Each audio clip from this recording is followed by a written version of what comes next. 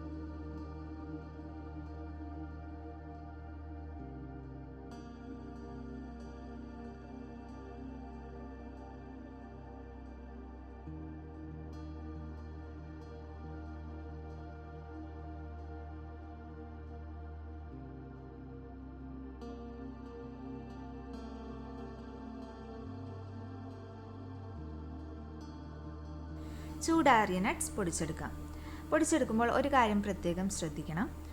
Nuts എല്ലാം ഒരുമിച്ച് grind ചെയ്യരുത്. അങ്ങനെ ചെയ്താൽ അവയിലുള്ള എണ്ണ പുറത്തു വരാൻ ചാൻസ് ഉണ്ട്. അതിനാൽ നട്ട്സ് ചെറിയ ബാച്ചസ് ആയി സെപ്പറേറ്റ് ചെയ്തിട്ട് വേണം പൊടിച്ചെടുക്കാൻ.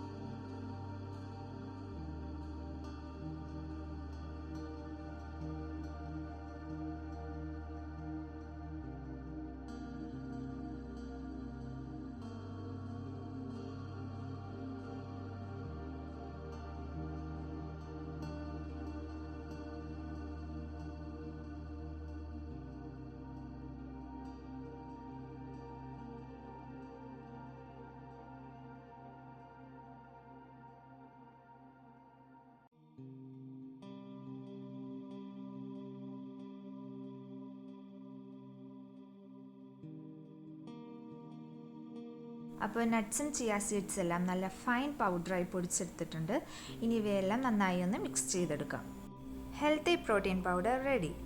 ഇവ ഒരു എയർ ടൈറ്റ് ഗ്ലാസ് ജാറിൽ സൂക്ഷിക്കാം. ഫ്രിഡ്ജിൽ വെച്ചാൽ കൂടുതൽ നാൾ ഫ്രഷ് ആയിരിക്കും.